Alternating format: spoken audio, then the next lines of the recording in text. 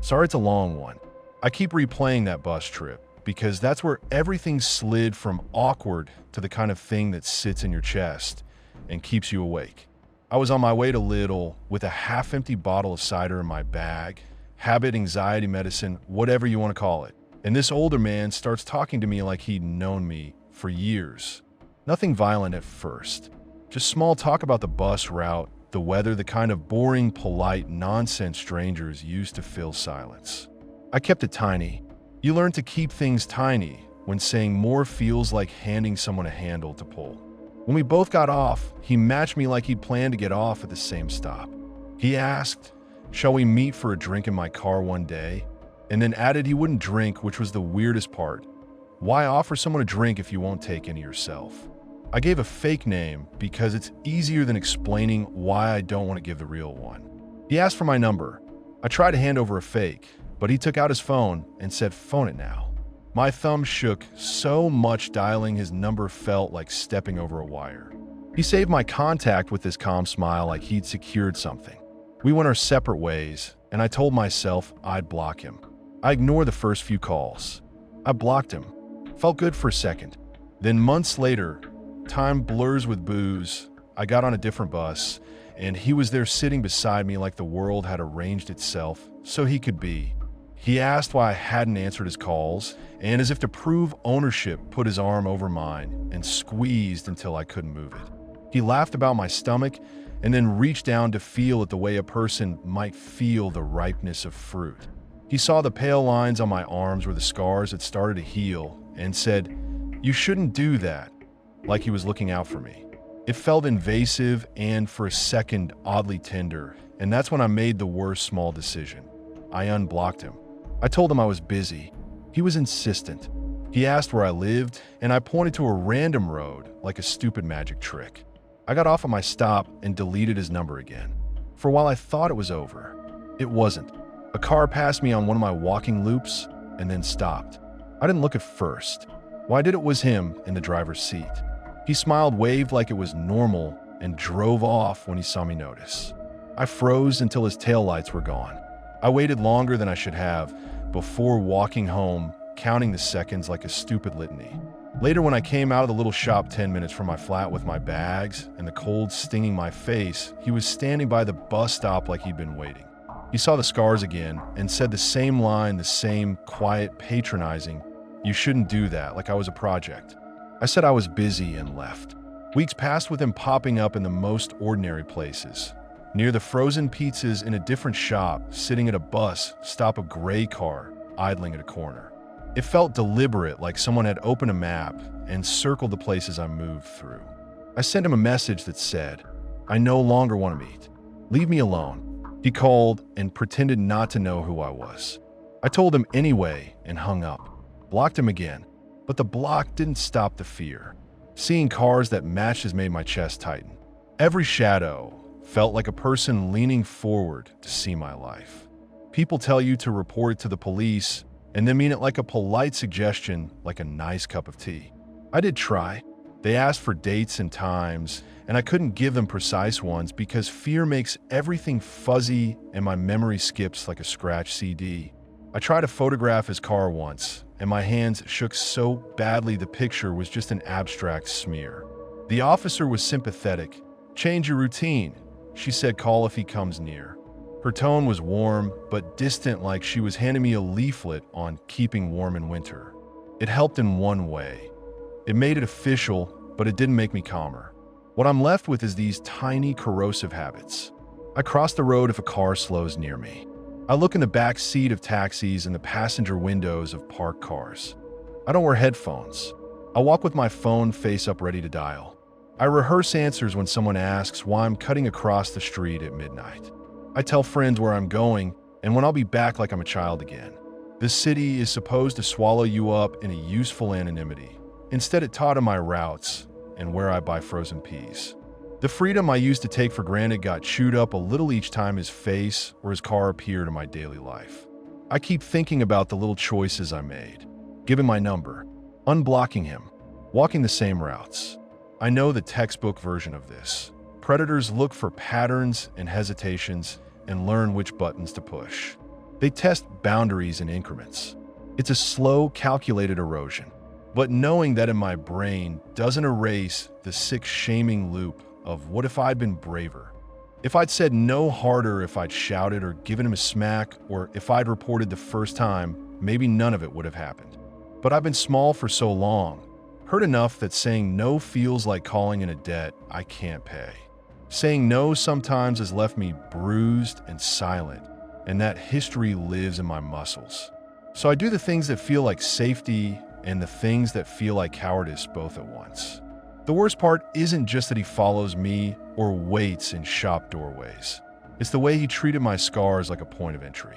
He looked at them and made a soft joke, and suddenly the world had permission to pry.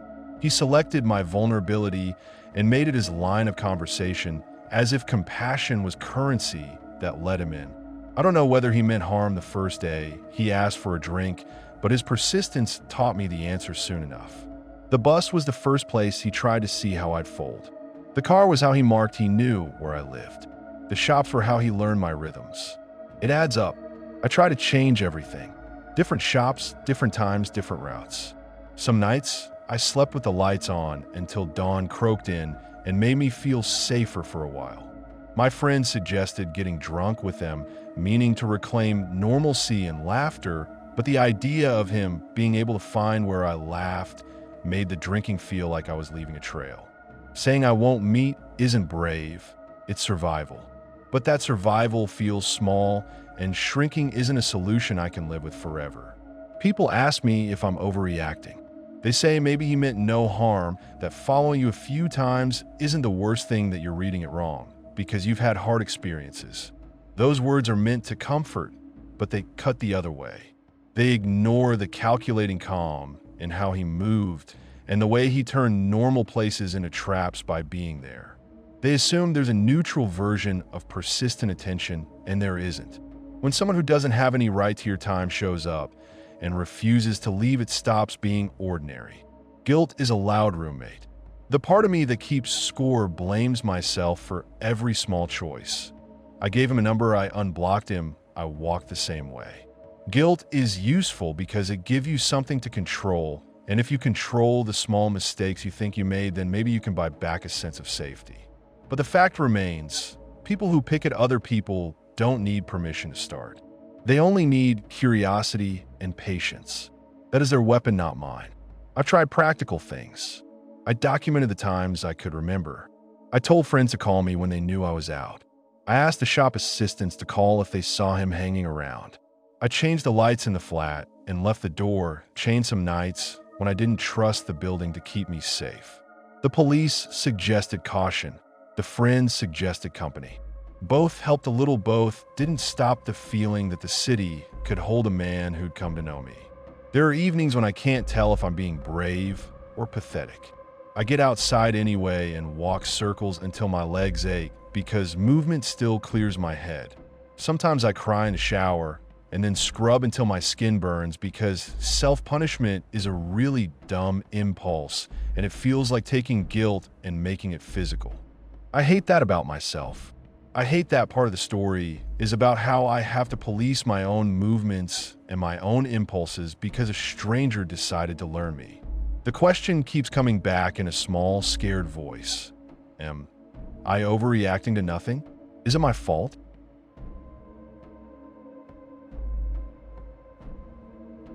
I'm 19 female, just finished my first day of the new semester and am kind of stressing out over something that happened in my last class.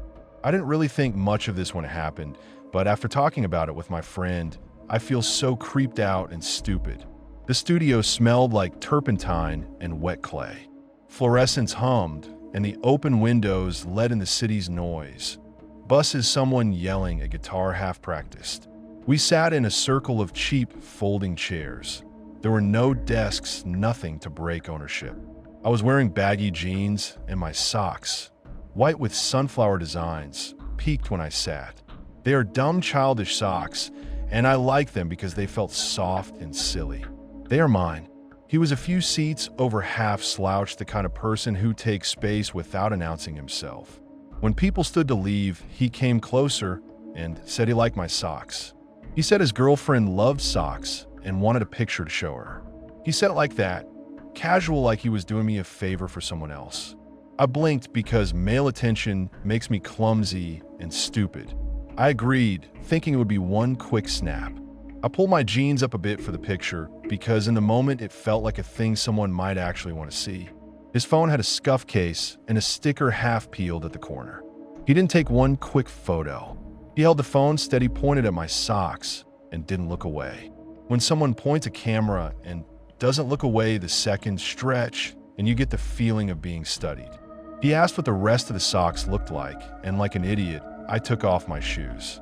I thought he meant to pattern up the calves. I didn't think about how private that moment could be. He moved the phone slowly around my feet, orbiting them like someone cataloging an object. He zoomed in on the toe stitching. He turned the camera to look at the bottoms like he wanted to see how worn they were. He kept making conversation. How long are your walks between classes? Aren't these temperatures awful?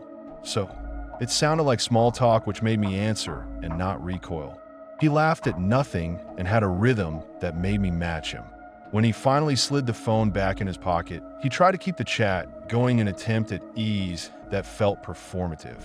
I walked out angry at myself and puzzled. Why the angles? Why the bottoms? That night, the story split open between me and my friend. She listened like someone trying to fix a broken thing. She asked blunt questions. Did he record? Did he post it? Did he have a girlfriend? And the questions multiplied into fears. The image of his thumbprint on the screen, the zooms, the tiny merciless seconds when the phone hovered over my feet. We all filled in the blanks our brains love to predict. I started picturing the worst. Close-ups of my toes and the heels, someone sharing a clip in a group chat, strangers making a fuss about the cute thing they'd found. My brain made a film out of a few seconds, and the film refused to stop. After that, everything shrank to details. I checked my phone, compulsively imagining a notification announcing that someone had already shared that cute thing with friends. Each silence felt full. I watched him in the next class, noticing the exact scuff on his phone case like a mark I might use to identify him. The studio, once just a studio, felt like a glass box. Every movement could be recorded without my consent. My sleep fractured into waking checks. I'd wake at 3 a.m., breath sharp, reach for the phone, and wait for a notification that never came. The absence itself was heavy. I thought irrationally heroic about confronting him. I practiced lines in my head. Delete it. Show me. You can't share that. I pictured his shrug, his soft practice smile, the way he'd say it was nothing, and how that would be the end, because the power of a claim without proof is thin. Once I nearly did confront him in the hallway. I walked by, said something stupid, nice weather, and he smiled like someone who knows he's getting away with something. I almost asked to see his phone. I didn't. I left the sentence in my chest heavy and unused. My friend wanted action. She wanted to tell the professor, file an incident report, call campus security. She spoke like someone building a wall against something ugly, like the paperwork would act like mortar. But reporting feels like turning private shame into public evidence. It is a drag of needle through a bruise. You have to expose where it hurts. How do you say some guy took pictures of my socks and I was okay with it at the time, but now I'm not, and have it land where it should? Who listens to that without asking the stupid stabbing questions? Why did you take off your shoes? Were you sure it was a video? Why didn't you stop him? I knew people would parse my behavior like a puzzle to be solved. It changed my habits and my clothing choices. The sunflowers ended up folded and shoved on a high shelf. I started wearing ankle socks and sturdier shoes. I cross my legs differently. I avoid sitting in certain spots. I watch hands close to phones. A classmate joked about sock culture once, and everyone laughed. Small, sharp, the kind of laugh that lands in your throat like glass. I wanted to stand a claim. That was me. Instead, I smiled because silence is easier than being probed. I scrolled his public profile, once hard in my mouth, coffee cups, a dog, a trail photo, and felt absurdly furious that his life was so normal while I was cataloging my violation like evidence. Maybe he had a girlfriend. Maybe he didn't. The truth is, I want a simple answer, a neat story with a label. wrongdoer, victim, consequence. Life doesn't hand those neat things out. It hands you worry and a weird set of rituals. You check, you avoid, you rehearse. The weeks after tiny rituals became my armor. I would wash my hands until they felt raw before bed, as if cleanliness could scrub away the memory of being looked at. I took pictures of my own socks once, stupidly, and sent them to my friend like a test. "Do these look sexual?" She said no. She told me to keep evidence. Save conversation screenshots of his profile, just in case. The act of saving felt like being prepared for an eventuality I dreaded because it meant accepting that the thing could become real in a way I feared. At random times, the panic returns in small surprises. A phone lighting up in class, the sound of a camera app opening a shadow across my feet. Once during a critique, a student pulled out their phone to take a reference photo and my chair scraped back, and I swear the room slowed. I wanted to get up and leave just to make my body stop being an object. People talk about bodily autonomy like it's an abstract right. You don't fully understand it until someone records a private part of you, no matter how small, and you realize you're suddenly cataloged without permission. The doubt is venomous. It says maybe I'm overreacting, maybe I misread a joke, maybe I'm inventing menace out of kindness. It's easier to accept the tidy version, that he had a girlfriend and was sharing something innocent, than to sit with the messy, anxious truth I carry. Every time I try to articulate it, the sentences fracture. He took pictures of my socks, sound ridiculous until someone hears the ways it made me small. There's this old shame about not acting dramatic enough in the moment. I replay myself doing the wrong thing, smiling, answering, letting it be nothing. I keep waiting for someone to tell me I was brave instead of mistaken. I haven't told the department yet. I haven't called campus security. I flick between being defiant and being small. I imagine what the person at the desk would say. Would they ask if I had evidence? Would they be kind? Would they look skeptical? The procedural language makes it feel legal and blunt. Meanwhile, the sunflower socks sit in a drawer, and sometimes I take them out and press them to my face because they smell like me. It's absurd. It's intimate. It is a little talisman of proof that I existed for a moment the way I remember it. Sometimes I catch myself rehearsing the worst case in comfortingly precise detail. The clip saved to a folder on his phone, a friend forwarding it, a stranger reposting it. I sketch out responses to each imagined step. Who I call, what screenshot I'd show, what I'd say at a hearing. It's absurd to be both planning and paralyzed, but the planning feels like a small victory. It means I'm not just a passive body in someone else's feed. It means I'm collecting options. Still, the options feel heavy like suitcases I don't want to carry, but know I might have to. I keep in class because I have to. I show up and make small talk and submit the assignments. I watch other people live how they always have and think about the quiet ways we police each other. I make lists in the margins of my notebooks of steps I might take if it becomes worse. Bring a witness, ask a friend to sit beside me, move seats, talk to the professor outside of class. The list is both a plan and proof that I am trying to protect myself. And the last part that makes me catch my breath, after the embarrassment, after the rehearsed lines, after the protocols I might one day use, is doubt. Maybe I misread him. Maybe he did have a girlfriend. Maybe I'm dramatizing. It's an old, soft voice that wants you to fold everything into smallness, because smallness is manageable. But smallness is also what allowed it to happen in the first place. The idea that a small thing doesn't matter. I am trying to teach myself that small things can be violations, that they can gather like stones in your pocket until you can hardly walk. My friend says I should tell someone about this, but I don't even know where to begin with that, and I can't be sure I'm not just overreacting. Plus, I was technically okay with it at the time, so what could I even do?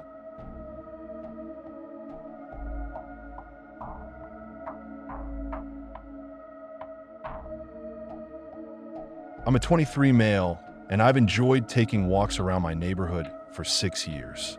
Downtown is not far off, and there are plenty of people I know I say hi to. Some middle-aged man who looks like a criminal has pulled up to me twice in the same week, 5 days apart, and tried to persuade me to get in the car with him. I adamantly refused both times, and he gave up relatively easily. I reported it to the police, but never got a picture of him or his license plates. Now I'm scared to go out by myself. That's the neat version I hand people without my voice breaking. Memory keeps more than facts. It keeps sounds and smells and the stupid details that make you flinch later. I walk those blocks to think. I know which streetlight buzzes and which stoop the older man sweeps every morning. I know the deli that leaves its door open and the smell of frying oil that spills into the air. The first time the car pulled up, it was humid and the city smelled like somebody had burned rubber. The sedan eased in beside me, tinted bumper dark glass. He rolled down the passenger window and leaned out with a cigarette dangling from his fingers and asked if I wanted a ride like it was a favor. He smelled of smoke and aftershave. I said no. I remember the way the word formed, an awkward laugh a step away. He watched me like you watch a surface for a crack, then he drove off.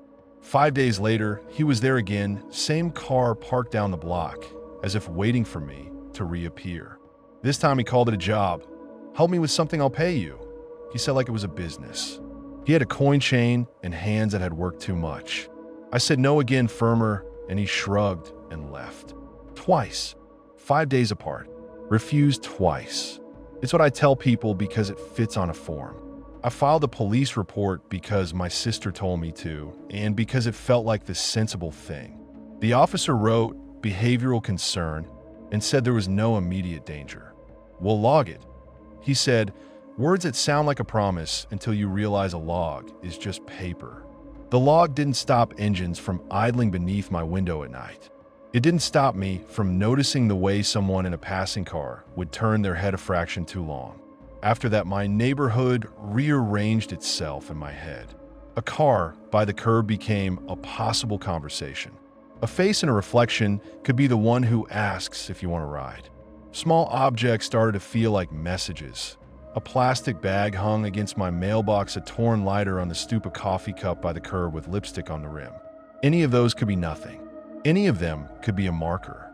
The trouble is you never know which until the pattern settles. Night is worse because it gives space to patient things. I would sit on the couch and hear an engine idling and my chest would hollow like someone had winded me. I put the TV on and stare at the strip of light on the wall while imagining the man in the car mapping my windows. Maybe he was doing nothing, maybe he was testing the air. That uncertainty sits heavy. There were nights the car stayed long enough that I pictured cigarettes glowing and watched my own reflection for signs it might be me he was studying. People offer practical advice like armor. Vary your route, take pepper spray, walk with others. I bought spray and practiced the motion until my hand remembered it. I learned which shop fronts cast useful reflections and which sidewalks had people late into the night. Practicalities help, and they also remind you how much effort it takes to seem normal. Small things piled up. My bike was scratched along the frame like someone had run a key across it to mark it. A neighbor who works nights said she'd seen a man leaning at the lobby glass at 3 a.m. as if reading names on the buzzer. When she opened the door, he walked off. She waters plants for the building and knows when someone is up to something. Another neighbor found a cheap lighter on her steps. A scrap of paper with scribbled marks appeared under my wiper one morning. None of those things are enough for a headline, but together they felt like evidence to me. The police did what they could. They increased patrols, logged similar reports, and followed up when someone else reported an approach 2 blocks over. Once a plate from a later incident traced to a rental, and then it went cold. That's how it often goes. The official machinery moves, but sometimes leaves you holding apprehension without a neat resolution. The slowness is an emptiness you fill with every possible version of what might have happened. You learn tiny rituals. I check the back seat of parked cars before I pass. I keep my phone face up so I can call quickly. I practice the phrase call 911 until saying it doesn't make my voice shake. Keys held between my knuckles feel less like metal and more like a promise I can use. I stopped wearing headphones at night because I wanted to keep one ear free to the world. These are not dramatic measures. They are how you stitch safety into the day. It touches other parts of life. At work, I avoid the late shift when I can. My boss asks if I'm okay, and I say fine, because tracing the long answer is tiring. My sister offered for me to stay with her, and I refused because I wanted to keep the small parts of my life I could. That refusal was stubbornness, sure, but also a form of control, an attempt to deny the way the street had already altered me. There are stupid, tiny details I catalog like talismans. The brand of cigarette he smoked, the way his coin chain caught light, the smell that clung to his coat. My brain keeps these things like receipts. I once set my phone to record the street, and it died after 2 hours. I saved the footage in a folder named Proof, then deleted it because it made me feel both paranoid and ridiculous. Small failures do a lot of grinding work on your mind. Kindnesses matter. A neighbor left a spare key with me to keep during the day. Another offered to walk me half a block when she saw I was hesitating. The clerk who sold me the spray glanced up and asked if I was okay. I lied, and he nodded like he understood why I lied. People's small acts of looking out helped me more than any official note could. We started a neighborhood chat to flag suspicious cars and times. A small thing, but it made me feel less alone. The humiliations are quiet. You accept a stranger's offer for a cab and feel grateful and ashamed at once. You rehearse endings to the nights in case they happen. You find yourself imagining what you could have done differently, taken a photo, called someone, not laughed, and the brain is merciless, turning choices into accusations. I try to take back ordinary life. I met friends for drinks and forced myself to laugh. Once coming home, I saw the dented sedan idling at a corner. The driver stared at his phone and smoked, and for the 2 steps where our paths could have lined up, I felt like a strip of survival. I crossed the street and went the long way home. The laughter from earlier folded inward like a map with a piece torn out. Sleep thins. You wake at small sounds and translate them into threats. A distant engine becomes a potential cruiser. A footstep that pauses is a planned approach. You train yourself to notice the negligible, because the negligible sometimes means everything. It's exhausting and it's boring, and it's how you live with the knowledge that someone once stopped a car beside you and offered a ride. If you ask for the tidy version, it's true. Twice 5 days apart refused. I told the police the truth as best I could. They did the job they could do. But the paper is not the same as the nights I've spent checking the street and the bag of little useless facts that made me change my routes. The tidy line erases the cigarette, smoke the coin, chain the way his smile expected a yes. I write this down because details matter. Maybe someone reading will understand how a city you loved can feel smaller after 2 stops at a curb. Maybe someone else will notice a small change in a neighbor and say something. I'm not asking for alarm or pity. I'm putting a record here, so the fear has a shape beyond the box on a form. I still walk sometimes because giving up the streets feels like conceding something I don't want to lose. I choose daylight routes. I keep the spray in the front pocket. I watch reflections in windows. These measures are dull and private, and they buy me moments of ordinary life again. Now I'm scared to go out by myself.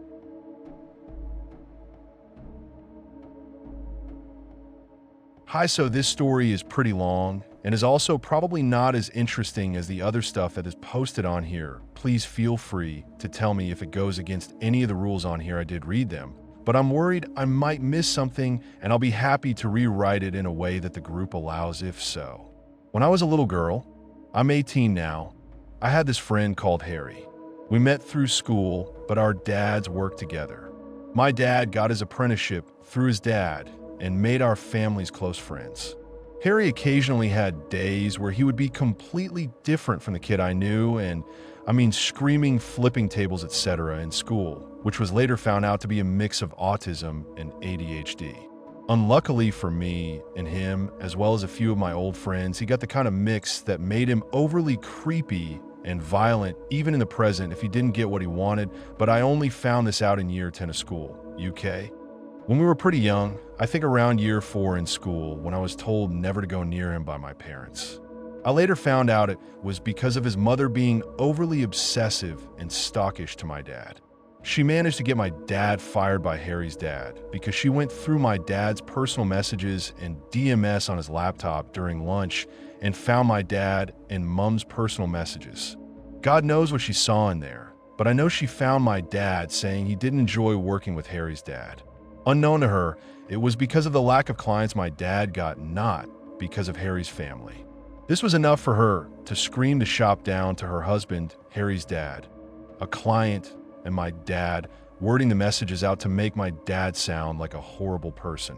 This resulted in my dad losing his job and moving his work to Eastleigh. I didn't talk to Harry for about a year after that, which is why I think it was year 4 when that went down. But in year 6 of school ages 10 to 11, I found myself in a very close trio friend group with him and his best friend Isaac. I grew a crush on Isaac, and we later on begun dating, with Isaac's confession happening with Harry right next to us as we walked a marathon on our school's field. We spent every day at the park nearby playing manhunt, etc., and it was great, but in year 7 going into our teenage years, we completely grew apart. Harry moved schools for a couple years and came back in year 9, but I never really saw him around school at all and never talked to him, and me and Isaac eventually broke up in year 7, causing us to lose contact fully.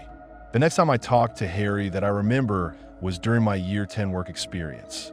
I was teacher's assistant to a group of kids, and he was helping with fitness, so we came across each other during the kids' PE class.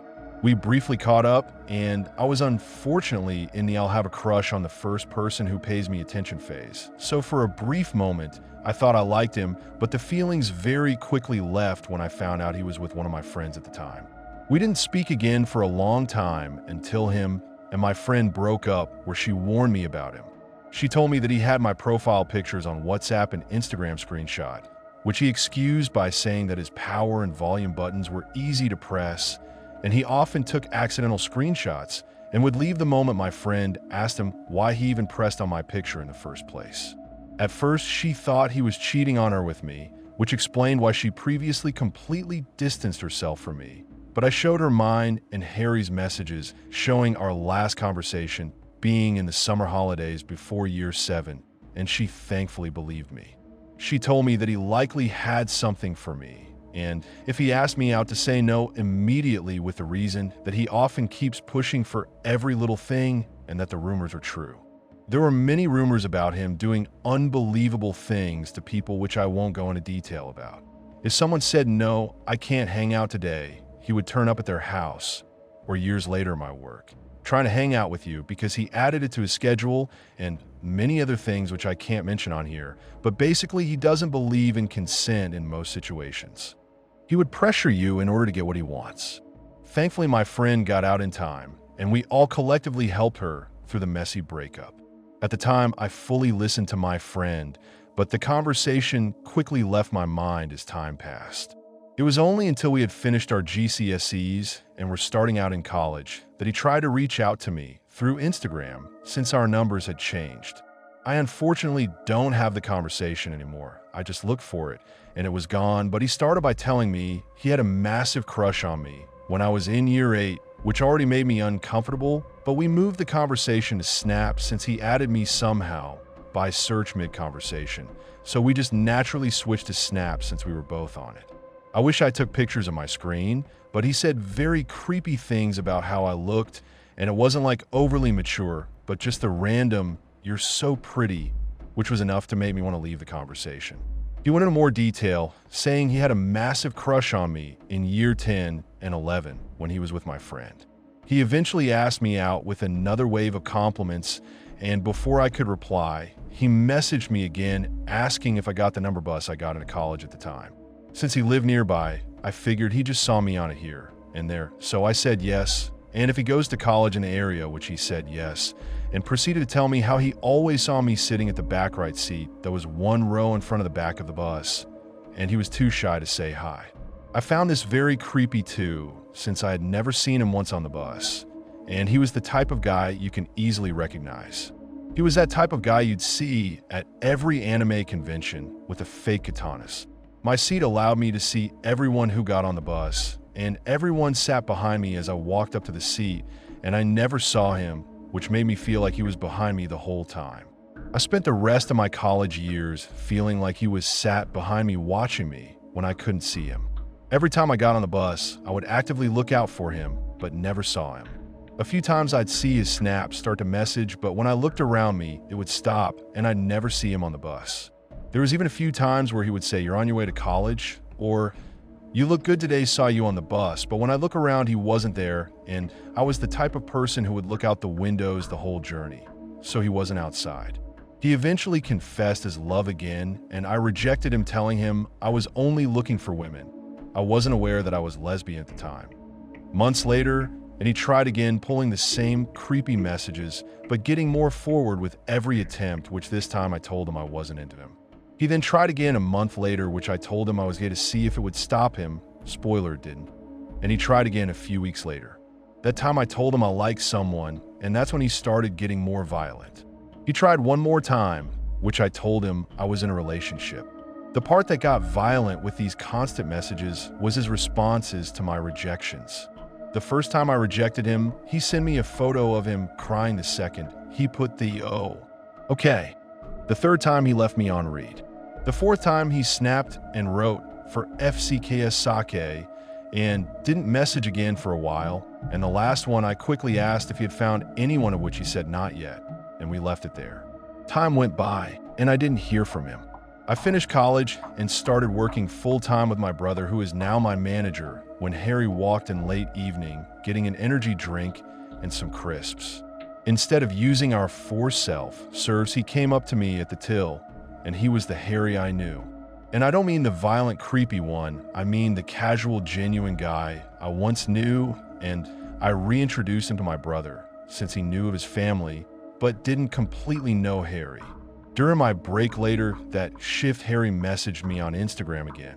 This time I do have the chat still saved and screenshot. It was the usual, "It was nice to see you again," and then he started talking about catching up, which I wasn't entirely happy about. The last thing I want is me alone with him when I know he can't control himself after a drink or any time past 8 p.m. So I just agreed, but didn't proceed with it, just said, "Yeah, we should," but didn't actually try to make a plan. The next day, we talked about our upcoming results that happened a few days ago in the present and what we were individually going to do. I mentioned I had work, so I might buy myself a little something, just some casual small talk, when he hit me with the word for word. "Also, to be fair with you, I really like you when you were going out with Isaac." And when I acted surprised, he texted again saying, "Yeah," and it was like a massive 1-2. I didn't know what to say, so I left him on read, and I haven't heard from him since. Even though it's only been a week, I know he will probably try again. Unfortunately, he has all of my socials, multiple different cosplay accounts on social medias. He knows where I work or live, and we live very near to each other. So blocking him would only result in him trying to see me at work or somewhere in person. So I'd much rather keep him on the screen than progress into in person, since he's much more unpredictable, but I often find him stalking my accounts every night around 10 p.m., which is the time that he sent all of those confessions. I know he will try again, since nothing seems to get by him. I'm just thankful that I have my older brother at my work to keep me safe, just in case he showed his true colors at my work. Also, just to clarify, around 3/4 of this happened in person, the other quarter happened online. So to my very creepy childhood friend, for the love of God, let's not meet ever again.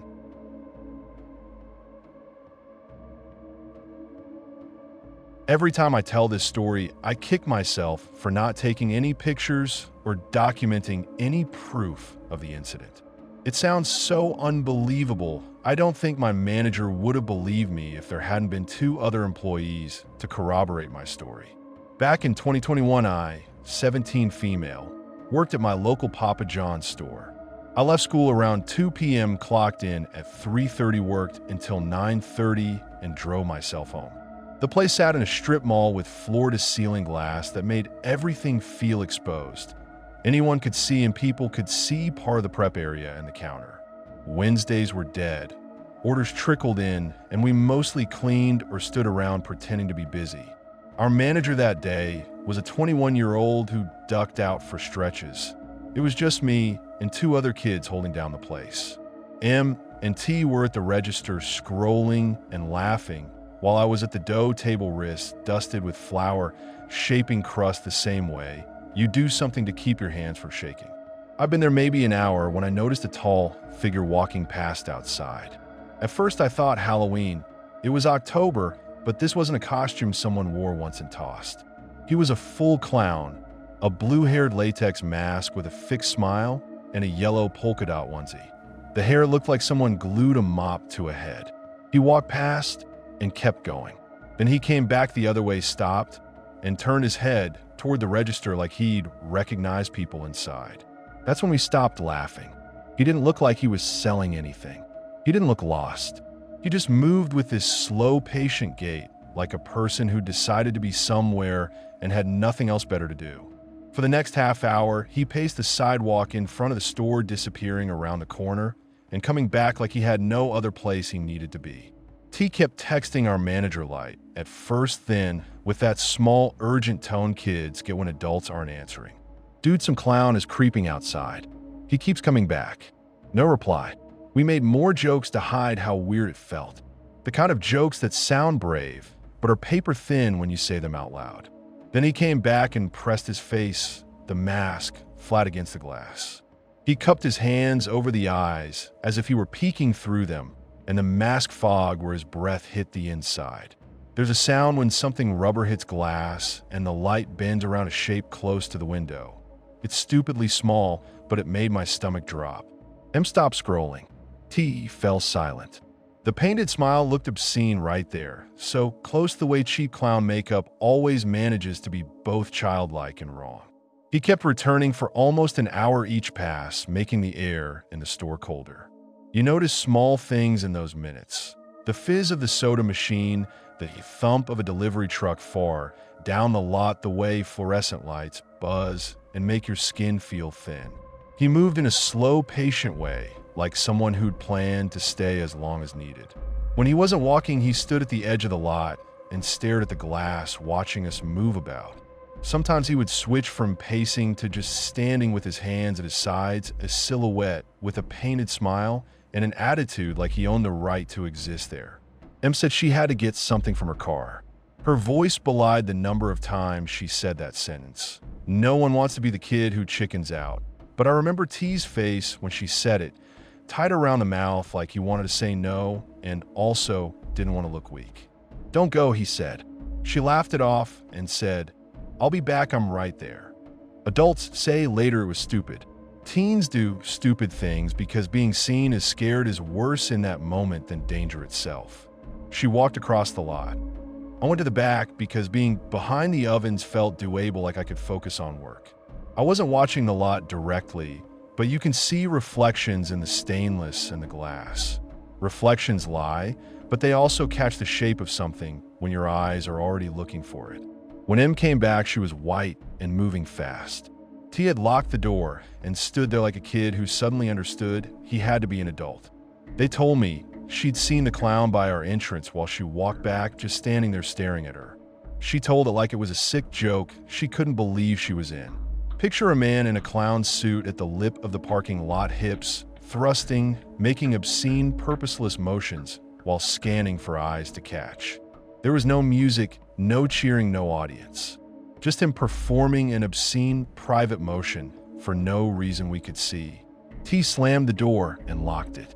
He called out, voice higher than he meant, "Hey, get away from here." The clown didn't flinch, didn't run. He just kept moving those hips like he was doing the world a favor and we were supposed to clap. We called the owner from the office phone because our manager still hadn't answered. The owner's voice over the line had that distance adults use to make you feel like you're not panicking over nothing. He told us he'd contact management and get someone out. Later, the manager showed up around 8 p.m., keys jangling like a grown-up soundtrack. He'd been late, and he didn't see the clown because the guy had already drifted off by then. We described what we'd seen. Blue hair, yellow onesie, pacing face pressed to the glass, obscene motions. The manager looked at us, trying to decide if he was dealing with a prank or a threat. He called it in to be safe at least. There was no evidence. No smashed glass, no props, no footprints in the cracked asphalt. It was like the clown had been a mirage you could feel, but not touch. That absence made me angrier than fear sometimes. If someone is going to spend hours performing a thing meant to humiliate or frighten, and yes, that is what it felt like, then there should be consequences or report a police follow-up. Instead, we had phone tags and an owner's promise to call. The manager texted the corporate number the next day, and we got the canned response about employee safety and incident reporting. Bureaucracy doesn't fix the image of a mask fogged on glass. That night, I drove home with my hands sore from gripping the wheel. The empty mall under the streetlights looked ordinary. A few cars, the fast food glow, a trash enclosure.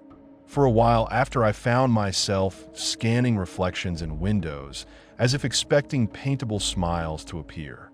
I replayed small details obsessively. The exact time he first walked, by the way his mask fogged on the glass, the sequence of our text to the manager. You want to know what to look for next time you're watching? A license plate, someone standing too long by a garbage bin, a figure with a purposefully odd outfit. But the lot that night gave no clues. We try to laugh about it later because that's what kids do to make a thing less sharp. He was probably homeless, someone would say, or clown purge leftovers. But those answers were lazy. The clown purge was a stupid trend years earlier. This felt much more deliberate. Whoever was chose to come back and stand and watch and humiliate. That choice was the part that made me hold on to the night like a splinter under my skin. The weirdest part afterward was how other people treated it like a small, forgettable inconvenience. The owner told us to keep the incident logged. A neighbor asked if we called the police, and our friends used the whole thing as a punchline at parties. None of that helped. The three of us replayed every second between shifts like detectives with nothing to prove. What time did he first appear? Where exactly had he stood? Which cars were there? Could someone have recognized him from a different day? We went over tech surveillance possibilities and whether the small camera above the counter actually recorded the parking lot clearly. We checked the footage the next day, and the lot showed only blurred shapes and the grainy ghost of nothing. Late one night, weeks later, I checked the community page for any similar sightings and found one brief comment from someone who said a clown had been at the same strip mall a week earlier, but that person never replied when someone asked for details. That little breadcrumb made the whole thing feel less random and more like the tip of something that could have been worse. I slept worse for months. I developed this reflex of scanning parking lots and checking my back seat even when I've been driving the same route for years. Small habits form quick when you're trying to feel safe again. We never got justice, and that's the shape of so many small, weird violences. No closure, no explanatory headline, just a memory that rearranges how you move in the world. It's silly in a way to let a costume change you, but safety is mostly small, repeated actions, and one weird night rewired those actions for me. Sometimes I still rehearse what I'd say next time to someone like him. Loud, direct words that might shatter the bubble of their amusement. Mostly I think about how easy anonymity makes it for someone to pick targets and disappear into the night. The unit where we worked eventually got fresh paint and a new sign. Different staff came through, other teens with different worries. I pass that strip mall occasionally and my chest tightens. The glass is the same. It still reflects the parking lot. For years, I avoid looking too long at windows at night. It's a dumb, small fear, but it's mine now. It's the thing that sits behind a casual conversation when someone asks why I left the job or why I prefer to park in well-lit lots. We never saw him again, and there were no headlines about a clown arrested in our town. That absence is the worst kind of ending. You survive, and the person who tried to make you feel small keeps their anonymity. We got lucky in the ways that matter. No one was physically harmed, nothing was stolen, and we kept our jobs. But the luck sits next to the memory like a useless coin.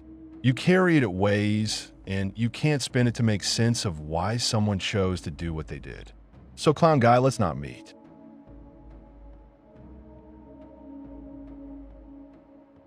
A coworker, much older than me, has been making me, 27 female, uncomfortable ever since he started working at my job.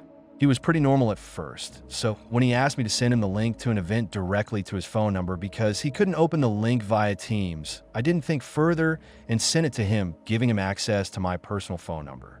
At work, he started asking personal questions to get to know me deeper, praising every aspect of my personality and looks, nothing that could directly get him in trouble, but enough to make me deeply uncomfortable. He then started sending me texts, getting gradually more intense, even if I wasn't answering. I'm polite and shy, so I was scared to speak up. But one day, he sent me a text so long and diluted that I decided to tell him to stop face-to-face, which he did for a while. But then he started I told HR, and they gave him a warning, but the guy creeps me out, and I don't know if I'm safe with him around. He doesn't want his picture taken. No one knows his age, where he's from, where he used to work at. He refuses to tell anything about himself. I know some people are very private, but his harassing behavior combined with this, am I justified for finding him suspicious? My family and friends tell me that the guy is likely a psycho and that I should be careful, but I don't know. Thoughts? He started on a Tuesday. At first, he seemed fine. He asked for the event link at the end of a workday, right when half the team was logging off. I can't open it in Teams. He told me voice flat like he'd practiced his tone, so it didn't sound needy. I pasted the URL and without thinking typed my number and hit send. I'm the one who organizes calendars and muddles through tech, so I do this on autopilot. Then the text started. At first they were stupidly polite. Thanks, saw it. Good weekend. And then soft compliments about things I only half expected to hear at work. You have a good laugh. You explain things so well. Little notes that made my cheeks warm and made me look over my shoulder. They made me flinch. Because I am shy, I didn't reply much. I would file the messages away in my mind like sticky notes. Annoying, but not yet urgent. The escalation was a slope so gradual that at every step it felt borderline enough that I could tell myself I was overreacting. That's what happens when someone smiles and then steps closer. You argue with yourself about whether the room shrank or the person moved into it.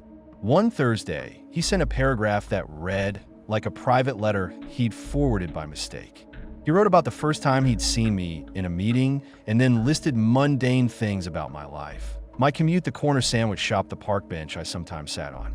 It was precise in the way people who watch you for a long time get precise. Details that might be harmless if you were friends and terrifying when you weren't. The next day, I told him the printer, please stop messaging me. He blinked, and for 3 days, the text stopped. Relief felt bright, stupidly bright. I began to believe I'd done the adult thing and everything would go back to normal. I told myself I had boundaries and I had used them. It didn't last. He began offering me rides home. It's on my way, he'd say. I started taking different streets. The first time I saw his car, idling by the corner, my chest sank. He watched me with hands on the wheel. I remember the way the light hit his face through the windshield, how ordinary he looked, which is the worst part. Someone ordinary being deliberately attentive. He would fall in a step with me on my lunch walk around the canal, close enough to hear his breath. Once he appeared as I grabbed an umbrella and held it for me like it meant something more. It was a small, polite gesture done in a way that felt like a claim. On the days he lingered, I hummed loud, stupid songs, so he couldn't tell what I was thinking. I counted paces, looked for exits, considered how stupid and undramatic the word creep sounded, but how accurate it was. I told HR when the messages turned into claims. I know what you like, we could be safe together. They took notes and gave him a formal warning. The HR rep looked sympathetic but tired. They said they'd speak to him and to forward any messages. They said the right things. They printed the forms, they logged the dates. They told me to be careful.